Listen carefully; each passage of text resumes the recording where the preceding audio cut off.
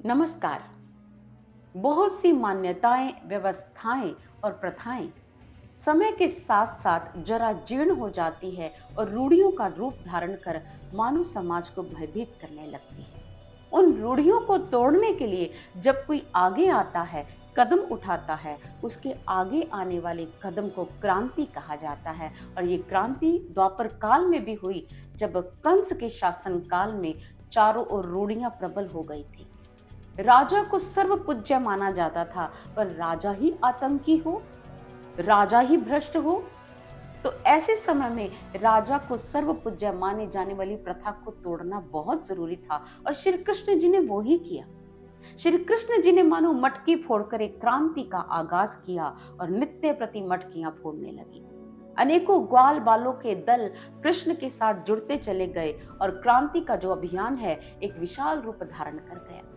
हमने हमेशा कृष्ण की लीला को, मटकी फोड़ने को एक आनंद का परिचायक मान लिया, लेकिन हमने ये नहीं सोचा कि श्री कृष्ण जी ने अपने जीवन में जो मटकियां फोड़ी हैं उसके पीछे कृष्ण किस क्रांति को स्थापित करना चाहते थे, किस नवयुग को लाना चाहते थे और किस पुरानी मान्यता का पूरे जड़ से उन्मूलन करना चाहते थे। आपको उदाहरण के तौर पर हम बताना चाहते हैं, जैसे भगत सिंह ने असेंबली हॉल में बॉम्ब फेंका और फिर अपने आप को उन्होंने पकड़वा लिया।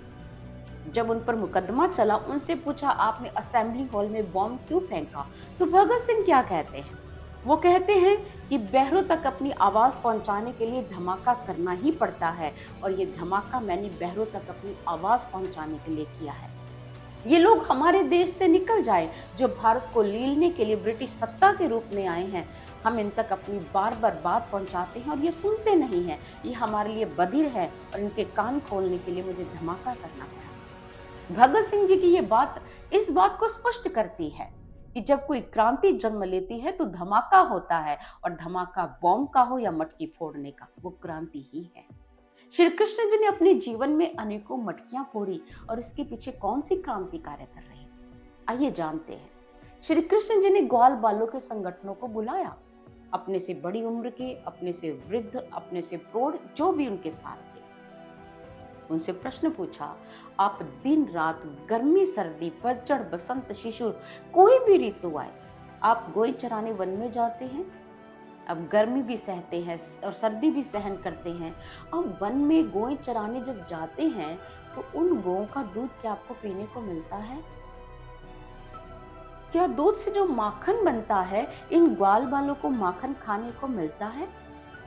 और अगर नहीं, और अगर आप ये दूध और माखन बेचने जाते हैं मथुरा में, तो उसका मूल्य क्या आपकी मांग के अनुसार मिलता है? माताएं क्या करती हैं? दूध माखन बेचने के लालच में, आजीविका नहीं है, आजीविका दूध है, बच्चों को पीने के लिए दूध ना देकर मात्र छाछ देकर ही चुप हो जाती है। ये बच्चे तो हमारे इस राज्य का भविष्य है, और इनको ही माखन नहीं मिलेगा तो शारीरिक क्षमता इनकी क्या होगी? इनको माखन नहीं मिलेगा तो ये सबल कैसे होंगे? कंस नित्य प्रति अपने सैनिक भेजता है, अत्याचार करता है। उन अत्याचारों का विरोध करने के लिए शारीरिक क्षमता चाहिए, और जब दूध माखन घी आप मथुरा में भेज रहे हैं, बालक शारीरिक दृष्टि से क्षीण हो रहे हैं, तो इन अत्याचारों का सामना ये कैसे करेंगे? या तो आपको उचित कीमत मिलती हो, तो ये प्रश्न पैदा होता है कि आप व्यापार करें दूध माखन का, घी बेचे आप मथुरा जाकर। और अगर आपको उचित मूल्य भी नहीं मिल रहा, आपका निरादर भी हो रहा है, फिर आप बेचने क्यों जा रहे हैं?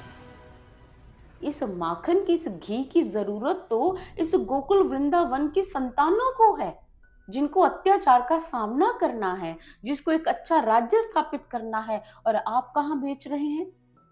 और आप दूध माखन भेज कहाँ रहे हैं?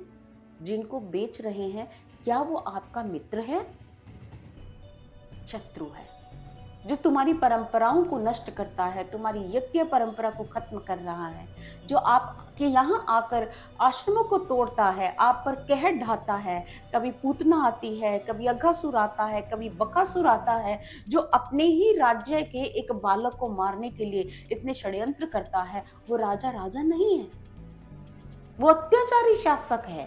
वो क्रूर है, वो हिंसक है, वो खुद एक पहलवान की तरह दिखाई देता है और अखाड़े लगाता है, मल्ल पाल रखे हैं और आपका दूध माखन खा खाकर उसके सैनिक मल्ल बनते जा रहे हैं, पहलवान बनते जा रहे हैं और आप अपनी हालत तो देखिए।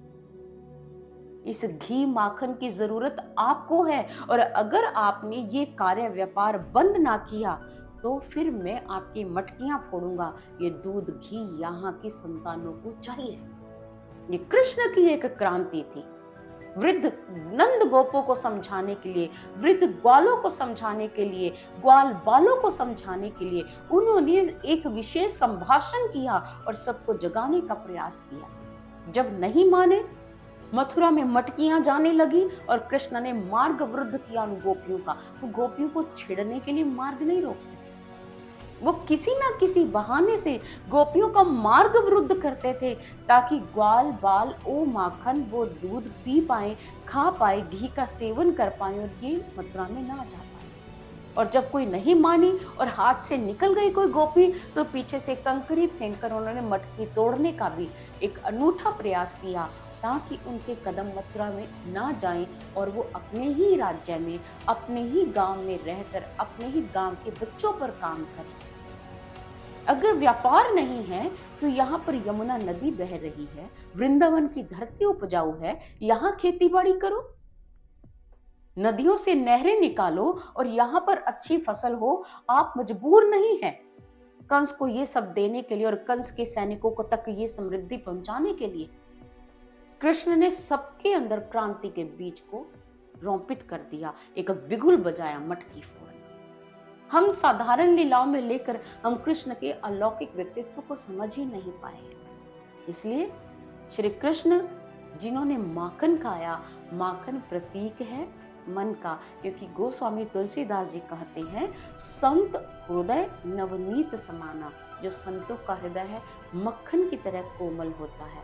कृष्ण चाहते हैं आप अपना मन मुझे दे, मैं आपको अपनी शक्ति प्रदान करूंगा, अपनी कृपा प्रदान करूंगा। वो एक अच्छे क्रांतिकारी युग प्रवर्तक, युग दृष्टा थे जिन्हें जगत गुरु की उपाधि से मंडित किया गया।